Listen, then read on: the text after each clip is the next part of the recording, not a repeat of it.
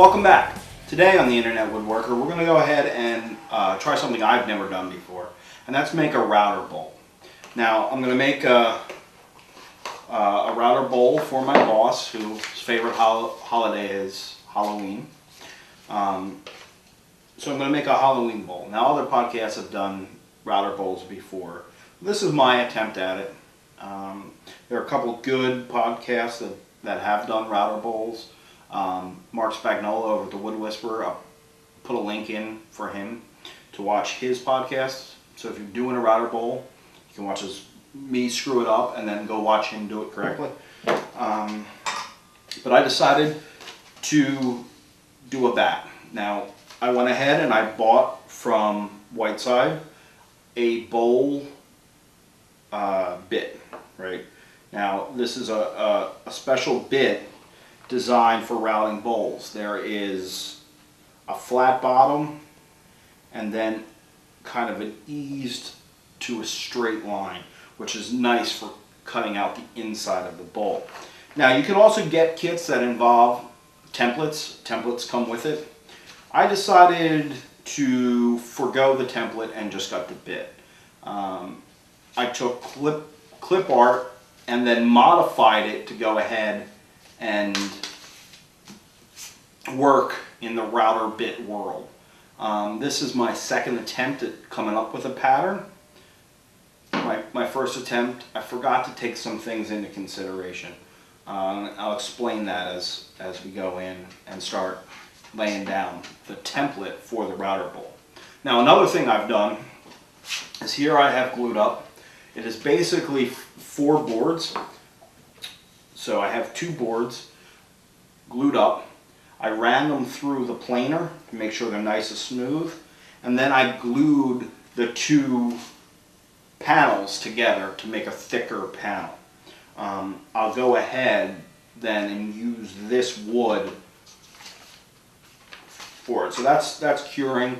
I didn't go ahead and show you guys how to do this. It's just gluing up 2 boards and then running through the planer and then gluing up a big block. So I figured I'd go ahead and get that started and out of the way. What we're going to do now is work on the pattern. So let's get to it. What I did is I cut out this bat and I've just masking taped it down so I can trace it. Now, what I did earlier is I made a couple bat templates, but I forgot to take something into consideration. Like this, if you look at the 2 bats, this is much more rounded. And the reason being is when I made this, I didn't really consider the bit, right? The bit really needs to kind of come in to those. So if these corners are too sharp, the bit won't go in there. So I had to work with the radius of the bit. And that's why we wound it up with this much more rounded version, is because the bit will work in these radiuses. Okay, so I'm just going to go ahead and grab a couple more pieces of tape. Put a piece there.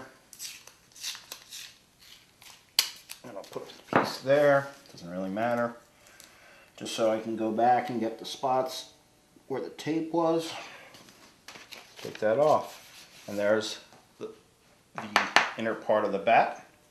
So we'll go ahead and I'll head over to the drill press. What I'm going to go ahead and do is set up this to cut out some holes around here so I can remove the majority of the waste.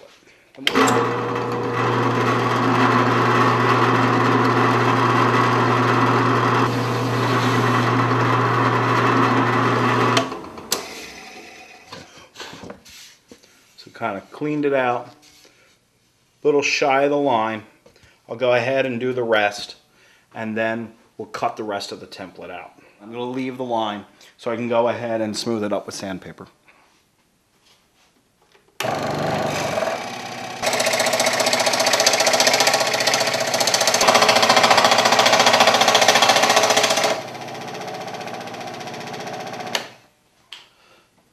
Okay. Cut out the waste.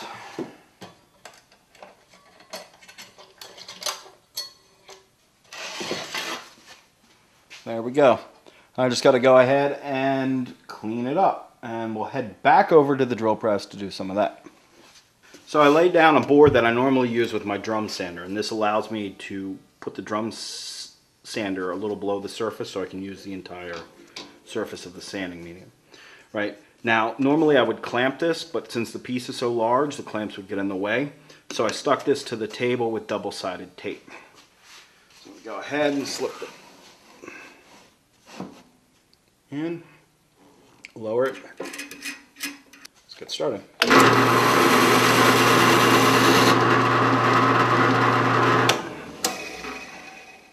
One of the tips is always keep it moving. Don't let it hover in a space, because then you'll take, you want to take small passes as you go around. And I'm just going to continue to go ahead and bring it to the line.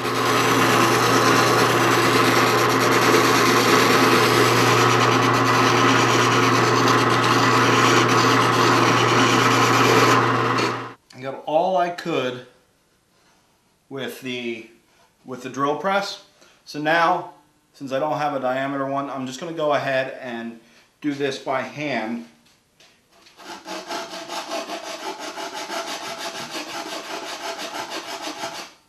And since it's MDF, it's real easy. I mean,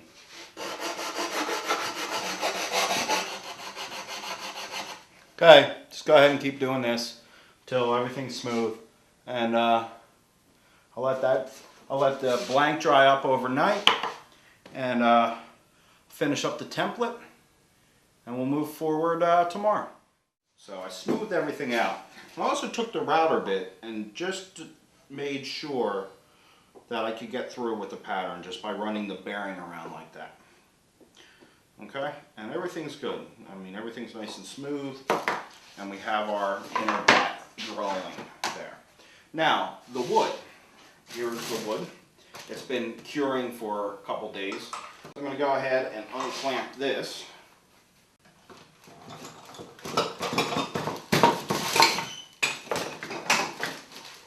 There we go. Basically have our blank. So when I count for the snipe, which is right there, right there, right, there we go, good.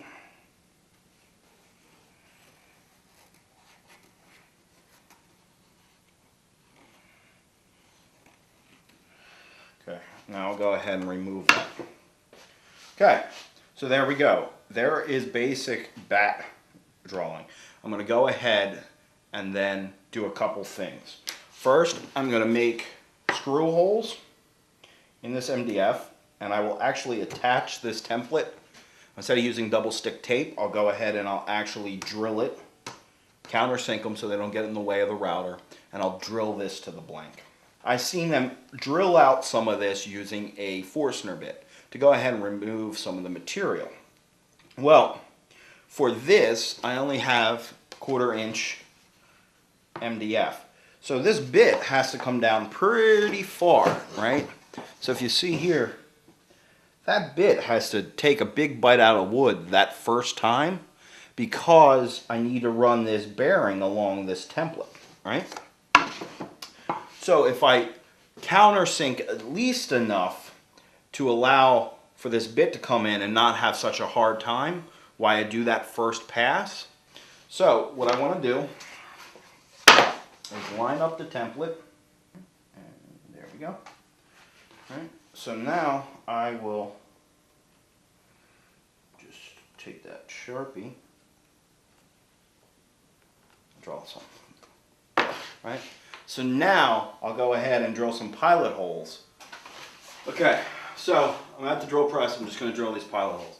And you might be wondering why there's a giant shrub in here. It's starting to get cold in Pennsylvania, and so my wife has brought some plants indoors to keep them off the from getting frost or die or something. Though I'm sure MDF dust is perfect for them. But they'll be out of here in a couple days, I hope. Okay, so I'm going to go ahead and drill these pilot holes. And I'll go ahead and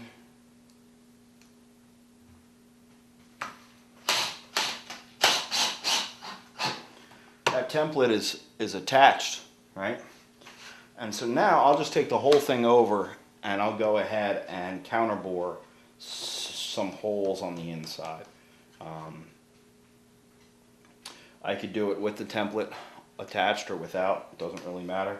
I think what I'll do is, now that the template, I see how the template's going to work, I'll unscrew it and then just take the wood over and go ahead and clear some of this out. Went ahead and set the depth gauge, went ahead and chucked up a Forstner bit, so we should be good to go. So I'm going to go ahead and start drilling out.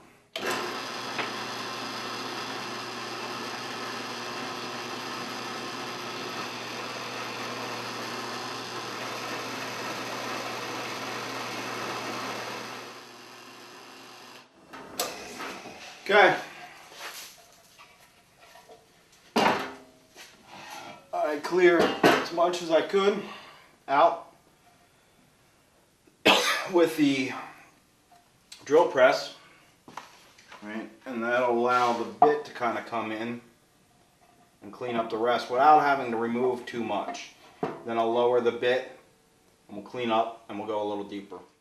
And I went ahead and put the bit into my new router. The first time I'm going to be using my new router. And I set it for just shy of the depth of the holes I drill. So I want to go around and clean up the edge. Now,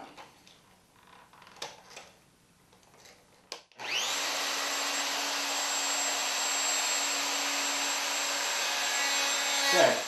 Didn't look like it was doing anything because actually I have the bit down too far and there's a gap in between the bearing and the actual bit. You can see undercut the thing. So I got to go ahead and raise that bit up. Okay, so I readjusted that and we'll go ahead and give it a shot.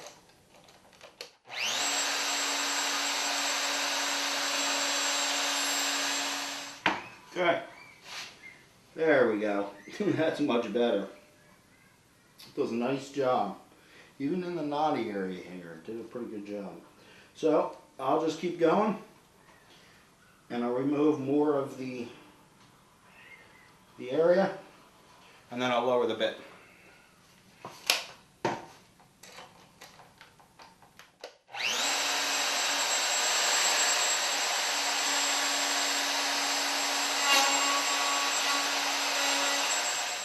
So I'll go over and I'll grab the shop vac and clear this out.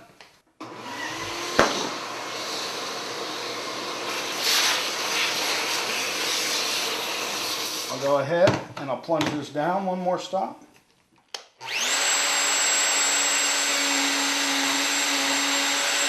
One of the things that's a little weird, I must have went a little deeper right here. So what I'm going to do is I'm going to need to go just a tiny bit deeper of that for the final version. But this pass right here is a little weird because it's actually just touching the glue layer in between the two boards. In fact, you can see the glue.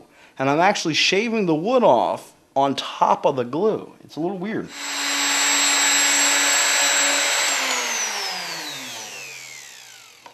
Okay. Well, it looks like somehow I happen to make it a little lower because there is ridges. I don't know. But go ahead and I'll lower it substantially now and we'll do a pass. Okay, this is one of those things where it's like I got these big dips, but how am I getting it?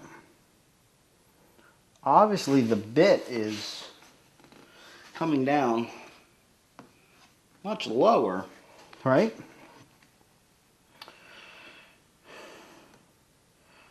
So what's causing it? Am I tipping the router? It could be, but I don't know.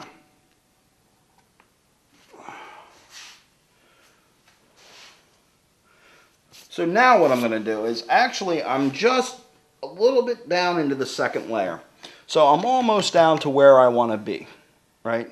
So we're going to go ahead and I'm going to trim off and we're going to do a couple more layers. Like we're going to go ahead and do lower the depth a little bit, but now we're going to take very minute skim passes and lower it and try to keep the bottom as smooth as possible. It's going to be a little bumpy, but not much. These big divots are impossible. We have to go ahead and get them out of there.